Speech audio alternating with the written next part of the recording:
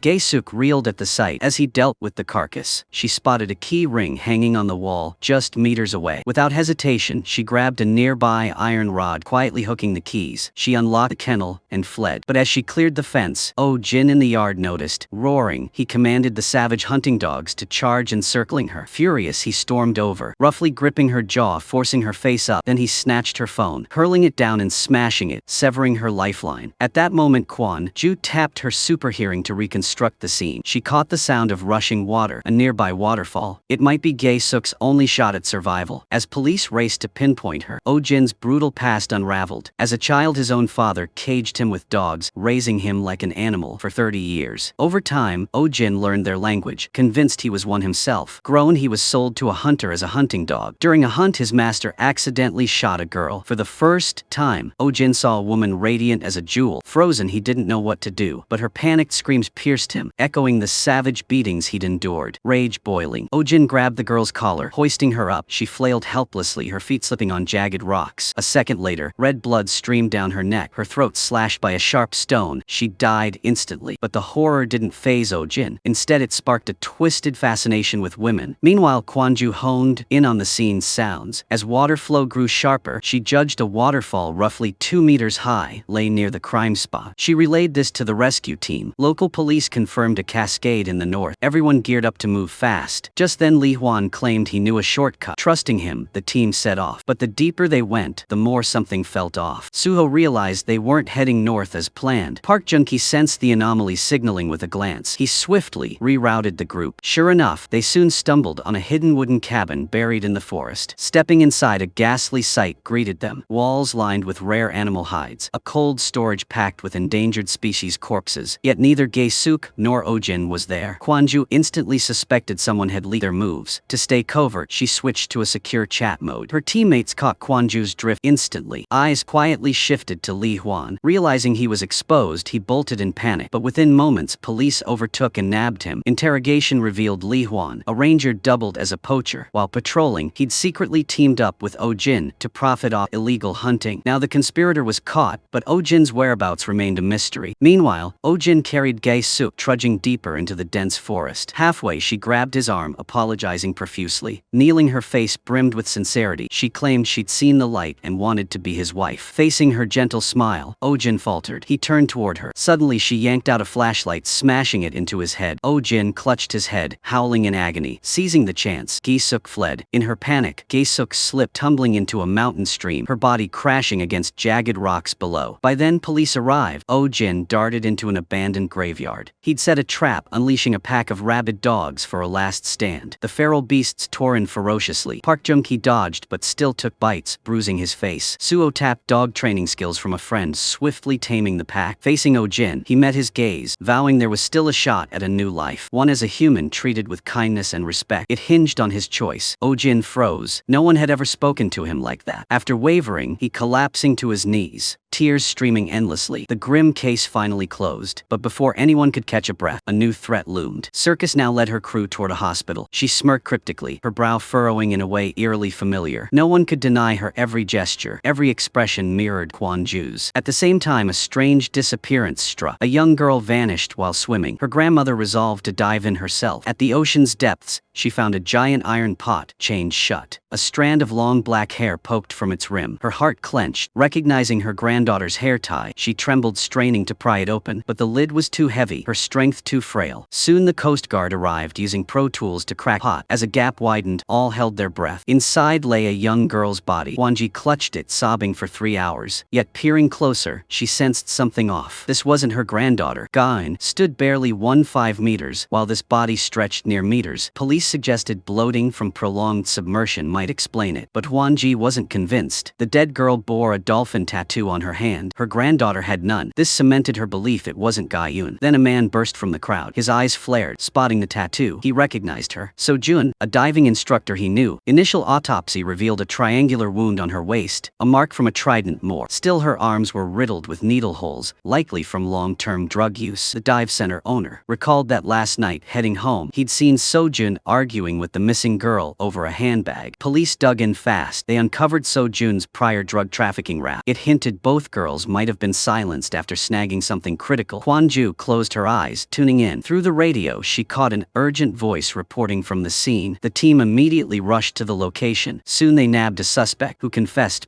So-jun was killed by her own boss. The other girl, Ga-eun, was still in his clutches. Hearing this, Kwon-ji crumpled to her knees, sobbing, pleading for police to bring her granddaughter back safe. Elsewhere, a gang boss coldly dragged Ga-eun from a car trunk. It started last night. The pair had stumbled on a drug stash. So-jun aimed to sell it for cash. Ga-eun wanted to turn it over to the cops. That's why the gang swiftly nabbed them. Under brutal blows, So-jun cracked, spilling everything. Yet even with her confession, they couldn't find the bag. Enraged, the boss coldly stabbed her dead. Now Ga-eun was their last shot at recovering the drugs. The crew entered a cave. Ga-eun pointed ahead, claiming the bag lay deeper in. But at a hidden spot, she grabbed a rock, smashing it into her escort's head. Though caught off guard, he reacted fast, his knife flashing into her thigh. The others rushed to surround her. Then Ga-eun vanished inexplicably. It was a secret underwater cave linking to the sea. A child of the ocean, her breath holding was uncanny. She followed the current, swimming for freedom. But as she surfaced, the gang caught up. Though wounded, Ga-eun fought desperately. Continuing like this, she'd exhaust herself to death. Scanning around, she spotted a fishing boat anchored nearby. She gripped its side silently, climbing aboard and hiding in the water tank. Safe for now, but her leg wound bled non-stop. The tank was deep, and with her short stature, she couldn't touch the bottom to stand. The lid was locked tightly. There was no way for her to open it from within. Despair swallowed her. Then her gaze fell on her wrist. The dive watch So-jun gave her days ago still clung there. She recalled that day, repaying the gift she'd given. So-jun, her hair tie. Ga-eun suddenly realized the watch could send a distress signal. Without hesitation, she triggered it. The signal pinged command center. Police got coordinated coordinates, but searching vast seas was like finding a needle in a haystack. Time ticked on Galen's strength fading. She sank to the tank's bottom, consciousness blurring. Then Kwon-ju spoke up. She told Suo to raise the radio high as she strained to catch every sound. Suo focused hard. Suddenly he picked up an odd noise from underwater. Without delay, the team sprang forward. Together they pried open the tank hatch. Gan was finally freed. Exhausted, she still managed to reveal the truth. She insisted. So Jin's confession to the gang was spot on. So why couldn't they find the bag? Suho recalled last night's storm, heavy rain and wind. Yet dive center owner clearly saw the girls arguing. Something was off. Suho quickly contacted the command, confirming dive center owner had gone offline and was at sea 30 minutes ago. Daesik guessed he'd fled to Gunsha Cave, so the four sped there by boat. Soon they found dive center owner. Abruptly, he drew an arrow, pressing it to Daesik's throat, eyes sharp with wariness. Turns out, so Jin, the dive center owner, had tailed the girls and swiped the bag. He'd also locked Sojun's body in the iron pot, sinking it to the seabed. She was still alive then, but craving the drugs for himself. He'd killed her cold-bloodedly. With the truth exposed, Daesik spun, subduing Sojun. The real culprit faced justice at last. Case closed. Daesik officially rejoined the police. Meanwhile, another tale unfolded. Years ago, an abusive husband struck his wife to the floor, then took every last penny in the house. Manhu, their young son, came home from school to find his mother writhing in pain. Rushing to help her, he too was savagely beaten by his father. The man strutted off smugly and left. 30 years later, that brutal father now had Alzheimer's. Manhu, grown into a man, said he'd take his dad to see mom. He led him to a mountain, dug a deep pit, and told him to sit on the edge. In a low voice, Manhuo said to count down from 5 to 1, and he'd reunite with his wife. A flicker of joy sparked in the old man's vacant eyes as he mumbled the numbers. When the last digit sounded, Manhuo gripped the shovel tight, swinging it hard into his father's head. 2 years earlier, time rewinds. Man Bok now suffered from incontinence, shamelessly stomping in his own puddles. This irked his daughter-in-law to no end. The next day, Manhuo took his father to a flower field, chatting with feigned warmth. Then, excusing himself to the bathroom, he slipped away. Soon, 2 burly men emerged, swiftly overpowering Man Bok, dragging him to a black van. From afar, Manhu watched it all, his gaze devoid of pity. Turns out, even in Korea, there were outfits buying up the elderly, locking them away for grueling labor. Manho had sold his own father for a measly 2,500 won. Relief and glee swelled in his chest. 2 years later, Man Bok somehow broke free. His first act was grabbing a rock and smashing it into a man named Oh Shik's head. Turns out Oh Shik was Manhuo's creditor, once stabbing him near fatally. Soon, police found Oh Shik's body. Man Bok was hauled in for questioning. As the investigation rolled, 2 welfare center nurses rushed over, claiming Man Bok had no clear identity and had lived there 2 years. Seeing them, he panicked, diving under a table to hide. While police and nurses talked, he vanished mysteriously. They scoured everywhere, but along the long stretch, no trace of Man Bok turned up. By now, his son had taken him away, his life in peril any moment. Manho raised the shovel high, but couldn't strike. Warned by his own hesitation, a stranger appeared, smashing both father and son, unconscious, with a brick. Waking, they found themselves locked in a refrigerated truck. Man Bok thrust his phone at Manhuo, signaling him to call police. But when cops arrived, the truck stood empty. Tracking clues, they reached a nearby salt field, uncovering scores of elderly forced to labor. All were processing subpar pig organs. Police stormed in, dismantling the illegal operation. A trembling old woman shared the grim truth. Everyone there was sold by their own kids. If anyone got hurt or too sick to work, they'd be hauled behind the mountain and buried alive. Behind the mountain, thugs gripped guns, ready to silence Man Bok and son for good. At the critical moment, police swooped in, nabbing the crooks. But Manho wasn't done. He shoved a cop aside, seizing Man Bok as a hostage. Suho's next words stung bitterly. His father never had Alzheimer's. His bed stayed neat. He drew on walls daily in silence, even when Manhu sold him to the factory or lured him to meet mom. The old man knew, to shield his son from harm, he risked his life, taking out Oh Shik, facing his frail, pitiful father. Manhuo rejected the truth. He grabbed a knife, lunging at the police. But in that instant, Man Bok threw himself in front, taking the blade for his son. With his last breath, he begged mercy for Manhuo's sentence, regret heavy in his voice. Manhuo broke down, sobbing like a child. Just because her boyfriend slipped a word to another girl, Heijin brutally pried open his mouth, yanking out 8 molars. Blood mixed with drool streamed down his chin, yet her fury lingered, her icy stare fixed on Hojin's tongue, itching to rip it apart. They'd met at a dental clinic that day after a root canal. Hojin came home to find Dr. Haijin in pajamas lounging on his sofa. Her brazen pursuit floored him. Hojin taught at a school. One day he noticed a student Sibyun bore signs of family abuse. Concerned, he called the police. But Haijin suspected an illicit tie with the girl, sparking a massive fight. The next day, Sibyul vanished, shift. Calls went unanswered, texts ignored. Suddenly Ho-jun's phone buzzed. A message arrived with a photo. Se-byul bound tight, her face etched with terror. In the text she claimed she was held in a hotel over a debt. Her captor demanded no police and begged her teacher to bring cash for her release. Heart pounding, Ho-jun raced to the spot. Finding the room, he burst in to free her, but then the door slammed shut behind him. A low voice growled from the shadows. The kidnapper declared he was live streaming this torture. He shoved a baseball bat toward Ho-jun's eyes, menacingly ordering him to strike Se-byul, or her compromising photos would flood the web. To shield Se-byul's honor, Ho-jun had no choice to comply, yet the captors slyly muted their prior exchange. Viewers of the livestream saw only Ho-jun with bat in hand advancing on Se-byul. The chat erupted with curses condemning the teacher's vile act. As he raised the bat, the kidnapper cut the feat. Police had stormed the scene. Bursting in, they found Se-byul alone, blindfolded throughout. She had no clue what happened or where her teacher went. At the parking lot, Suho spotted a handkerchief on the ground. Inspecting it, he caught the scent of anesthetic. Meanwhile, Dae-sik nabbed the streamer, fleeing the scene. He insisted he wasn't the kidnapper, just hired for a job. Suho sniffed his hands. No trace of anesthetic. The streamer only knew his employer was a woman who called Ho-jun a creep, needing a lesson. Se-byul strained to recall what she'd heard before. Ho-jun vanished. She vaguely remembered a door sliding. A female cop at the scene guessed he might still be in the room. Checking the hotel layout, they found a concealed partition. Eun-soo shoved the hidden door, revealing another basement. She descended the stairs. By now, the captor had yanked out all 32 of Ho-jun's teeth. As she prepared to slice his tongue, footsteps echoed from afar. The moment Eun-soo opened the door, the kidnapper lunged. A fierce struggle ensued. By the time the police team arrived, the captor had long fled. Ho-jun lay on the ground, mouth bloodied, straining to name his abductor. Police dug into records, finding the hotel was an inheritance from the dentist's father. Chasing the escapee, Suho suddenly felt a needle jab his neck. The woman cackled, revealing it held a rare toxin. 2 steps would rot his nerves, leaving him a vegetable. Kwon-ju ordered Dae-sik to grab water, but returning, he saw her aiming a hook at Suho. In the nick of time, Suho broke free with all his might. Dae-sik charged, knocking her down. Teammates rushed to treat Suho. After a tense stretch, he recovered and awoke. The tale closed with Ho-jun saved. Se-byul was encouraged by everyone and decided to sue her adoptive parents for abuse. Yet the story didn't end. When Shoji posted a video online, a figure slipped into frame unnoticed. No one guessed this person would later kidnap her, locking her in a secret basement. Shoji struggled to untie herself, but then the captor reached the house. Footsteps creaked on the wooden floor as he entered the living room, heading for the basement door. The lock clicked from the other side.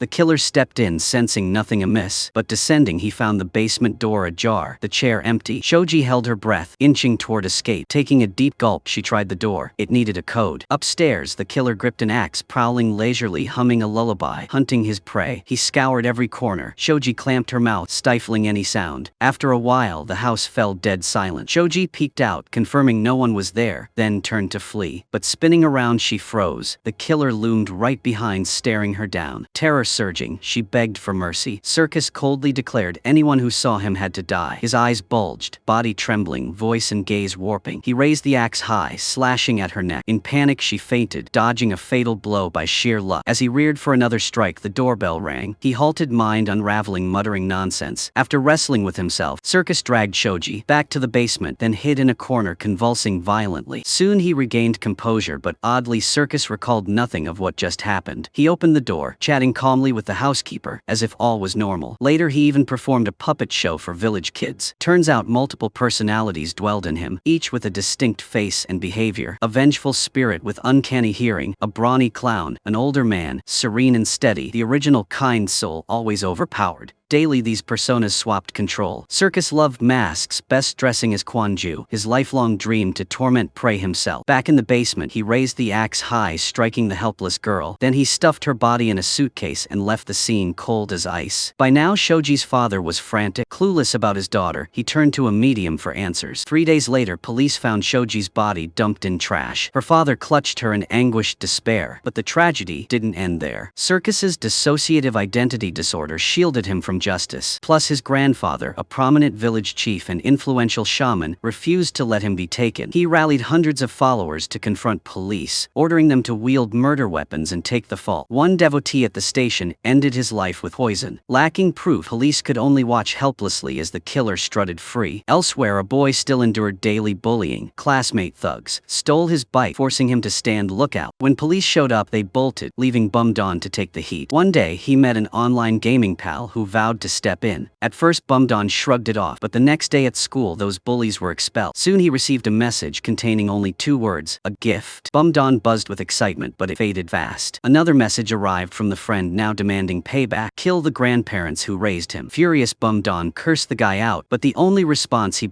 received was a cold command. Snap-proof photos or pay with his life. That night, trembling Bum Don locked his grandparents' door, reluctantly obeying. He smeared filth on their faces and snapped photos, thinking sending them would end it. But the real nightmare was just starting. The online psycho showed up at his house, sneering with contempt. He said it wasn't enough. He demanded more or there'd be consequences. A woman beside him convulsed wildly, twisting bizarrely before charging at Bum Don with the axe. Too slow to react, he took the cold blade, deep blood spraying everywhere. His grandparents screamed in terror and despair, but soon, they too met the same fate as their grandson. The killer looked like a woman, but was a hulking man. Before each murder, Circus performed a ritual contorting his body, shrinking bones to mimic a female frame. Then he would put on a skeletal compression suit, wear a human skin mask, and transform into Kang Woo. In that guise he roamed, slaughtering, but his bloodlust spiraled beyond control. Back home, he spared not even his 2 maids. After the brutal deed, his gaze fixed on a high school girl. The urge to kill flared again, craving that sick thrill. Yet police shadowed him secretly, thwarting his next move. During the arrest, a fierce clash erupted between him and Suho. Circus nearly strangled Suho to death, but the Golden Time rescue team arrived just in time, subduing him. Suho gripped his gun, heart brimming with vengeance, ready to shoot for his innocent sister. Yet he chose to let go, handing the killer to prison justice. Circus was sent to a psych ward but escaped within 3 minutes. Daeshik gave chase only to be stabbed repeatedly by Circus and left gravely wounded. As the tale closed, Circus unleashed all his personas. Kang Woo realized the vilest wasn't some alter ego, it was his core self. This time Suho didn't waver. He fired, shattering Circus's limbs, ending his reign of evil. At the end of the film, another villain officially resurfaces, signaling new upheavals in the criminal underworld. At this moment, the truth about Kang Woo also begins to unfold. She was once a subject in an auditory experiment, but only managed to develop 90% of her potential. Meanwhile, another individual had reached full 100% perfection and was ranked above her. In the final scene, Kang Woo quietly steps into the car of a mysterious man, marking the beginning of a new chapter filled with intrigue and suspense.